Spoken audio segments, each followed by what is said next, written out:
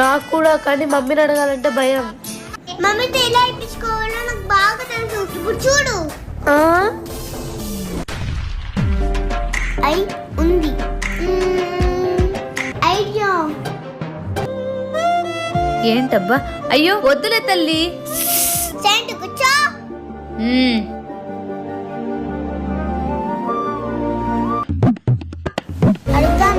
అడుగుదాం. Mummy Bingo ఇస్తున్నాననుంది, డబ్బులు ఇవా? అంతేనా? ఇదిగో. Thank you mummy. చోయా అమ్మడి ఇటు చూడు. ఎలానే? అటు చూడు. అది జరిగింది. ఏది పాప?